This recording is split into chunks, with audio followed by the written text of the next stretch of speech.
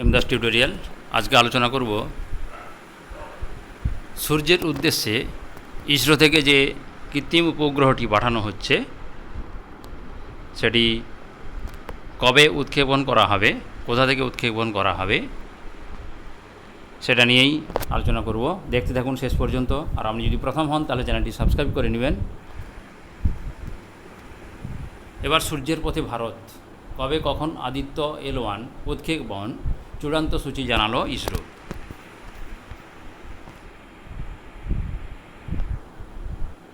আগামী মাসের শুরুতেই সৌর অভিযানের যাচ্ছে ভারত। সোমবার ভারতীয় মহাকাশ সংস্থা ইসরোর তরফে জানানো হয়েছে, আগামী শনিবার অর্থাৎ 2রা সেপ্টেম্বর সকাল 11:50 অন্ধ্রপ্রদেশের শ্রীহরিকোটার সতীশ ধাওয়ান মহাকাশ কেন্দ্র থেকে PSLV-57 রকেটে চেপে মহাকাশে পাড়ি দেবে আদিত্য L-1। যে ঐতিহাসিক দৃশ্য ইসরোর বিভিন্ন সোশ্যাল মিডিয়া পেজে দেখা যাবে। সোমবার একটি বিজ্ঞপ্তি জারি করে ইসরোর তরফে বলা হয়েছে, আগামী 2রা সেপ্টেম্বর শনিবার সকাল 11:50 শ্রীহরিকোটা থেকে আদিত্য L-1 উৎক্ষেপণ করা হবে। সূর্যকে নিয়ে পরীক্ষা নিরীক্ষা চালাতে যা মহাকাশে পাঠানো ভারতের প্রথম পর্যবেক্ষণ কেন্দ্র হতে চলেছে।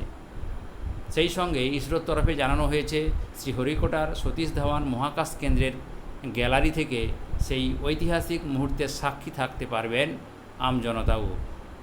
সেজন্য তাদের আগেভাগে নাম নথিভুক্ত করতে হবে। তবে কবে থেকে রেজিস্ট্রেশনের প্রক্রিয়া শুরু হবে তা এখনও জানানো হয়নি। পরবর্তীতে ওই লিঙ্কেই জানিয়ে দেওয়া হবে। আদিত্য L-1 মিশনের ইতিবৃত্তি। ইসরোর তরফে জানানো হয়েছে, সৌরজগতের লগ্রেঞ্জ পয়েন্ট 1 এর চারপাশে যে কক্ষপথ আছে তাতে পৌঁছাবে মহাকাশযান, যেখান থেকে পৃথিবীর দূরত্ব প্রায় 15 লাখ কিলোমিটার। সেখান থেকে কোনো গ্রহণ বা কোনো রকম বাধা ছাড়াই সর্বক্ষণ সূর্যের উপর নজর রাখবে ইসরো। তার ফলে সূর্যে কী হচ্ছে এবং মহাকাশের আবহাওয়ার উপর সেই সব বিষয়ের কী প্রভাব পড়ছে তা সঙ্গে সঙ্গে বোঝা যাবে। সেই কাজগুলির জন্য আদিত্য L-1 মিশনে মোট 7টি পেলোড থাকছে।